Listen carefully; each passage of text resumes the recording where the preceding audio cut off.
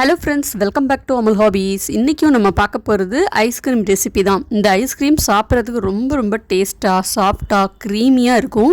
இது வந்து பார்க்கும்போதே சாப்பிடணும்னு அப்படியே எச்சி ஊறும், அந்த அளவுக்கு டேஸ்ட்டாக இருக்கும். நேற்று நம்ம சேனலில் ஒரு ஐஸ்கிரீம் ரெசிபி போட்டிருக்கேன். அது இன்னும் நீங்கள் பார்க்கல அப்படின்னா செக் பண்ணி பாருங்கள், டிஸ்கிரிப்ஷன்லேயும் லிங்க் கொடுக்குறேன். சேனலை சப்ஸ்கிரைப் பண்ணாதவங்க சப்ஸ்கிரைப் பண்ணி வச்சுக்கோங்க. இந்த ஐஸ்கிரீம் பண்ணுறதுக்கு 10 ரூபா மில்க் பிக்கிஸ் பிஸ்கட்டும் கொஞ்சமாக சக்கரை தேவைப்படுற அளவுக்கு எடுத்துக்கோங்க. 2 டேபிள் ஸ்பூன் கொக்கோ பவுடர். இப்போ இது எல்லாத்தையும் நம்ம வந்து மிக்சியில் போட்டு நல்லா மையாக அரைச்சிக்கணும். மில்க் பிக்கிஸ் பிஸ்கட் பதிலாக நீங்கள் போபன் பிஸ்கட், ஓரியோ பிஸ்கட்னு எந்த சாக்லேட் ஃப்ளேவரில் இருக்கிற பிஸ்கட் வேணாலும் நீங்கள் எடுத்துக்கலாம். ஸோ பிஸ்கட்டை பொறுத்து தான் நமக்கு வந்து டேஸ்ட் இருக்கும். அரைச்சதுக்கப்புறம் கொஞ்சமாக பால் இல்லைன்னா தண்ணி விட்டு விஸ்கு வச்சு இந்த மாதிரி கட்டி இல்லாமல் கரைச்சிக்கோங்க. விஸ்கு வச்சு நல்லா கரைக்கும் போது ஈஸியாக கட்டி இல்லாமல் இருக்கும். அதுக்காக தான் பால் தேவைப்பட்டால் கொஞ்சம் கொஞ்சமாக ஊற்றிக்கோங்க. ரொம்ப கெட்டியாக இருக்க வேணாம், கொஞ்சம் தண்ணியாக இருக்கிற மாதிரி நல்லா அந்த மாதிரி கரைச்சிக்கோங்க. பிஸ்கட் வச்சு நம்ம ஐஸ்கிரீம் செய்யும்போது இதில் என்ன சேர்த்துருக்கோம் அப்படின்னு தெரியாத அளவுக்கு அப்படி ஒரு க்ரீமியாக இருக்கும், கடையில் வாங்குற மாதிரியே. இப்போ இந்த ஐஸ்கிரீம் பண்ணுறதுக்கு 1 லிட்டர் அளவுக்கு நான் பால் எடுத்திருக்கேன். இந்த பால் வந்து கொஞ்சம் நல்ல திக்கான பாலாக எடுத்துக்கோங்க. அப்போ தான் ஐஸ்கிரீம் பண்ணுறதுக்கு ரொம்ப நல்லாயிருக்கும். பால் கொஞ்சம் நல்லா கொதித்து வந்ததுக்கப்புறம் நம்ம இந்த பவுடர் கலக்கி வச்சுருந்தோம் இல்லையா, அதை சேர்த்துட்டு நல்லா கலரி விட்டுட்டே இருக்கணும். நம்ம என்ன தான் கட்டி இல்லாமல் விஸ்கு வச்சு கலந்தாலுமே சூடான பாலில் ஊற்றும் போது மறுபடியும் கட்டிப்பட தான் செய்யும்.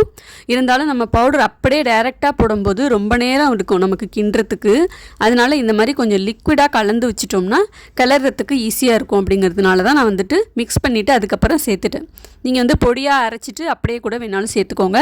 ஆனால் கொஞ்சம் கிளறதுக்கு டைம் எடுக்கும். நல்லா ஒரு 5 நிமிஷம் கைவிடாமல் மிதமான தீயிலே வச்சு கிளறிட்டே இருங்க.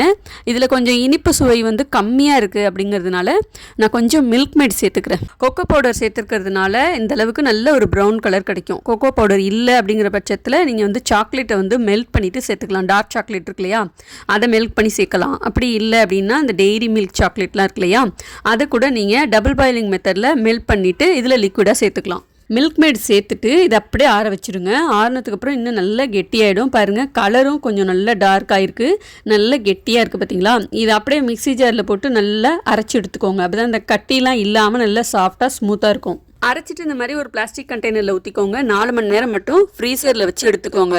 ஃப்ரீசரில் வச்சு எடுத்த உடனே ஒரு பிளேட்டில் தண்ணி ஊற்றி இந்த டப்பா அப்படியே வச்சுட்டிங்கன்னா 10 நிமிஷத்தில் நல்ல ரூம் டெம்பரேச்சருக்கு நல்லா க்ரீமியாக வந்துடும்.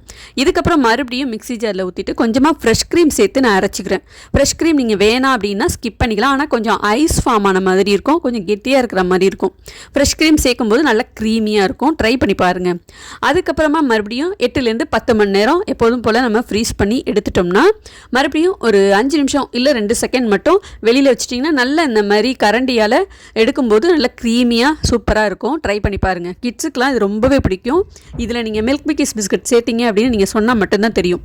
ஓகே ஃப்ரெண்ட்ஸ், இந்த ரெசிபி உங்களுக்கு பிடிச்சிருந்ததுன்னா மறக்காமல் உங்கள் வீட்டில் ட்ரை பண்ணி பாருங்கள். உங்கள் ஃபீட்பேக் கமெண்ட்ஸை எனக்கு ஷேர் பண்ணுங்கள்.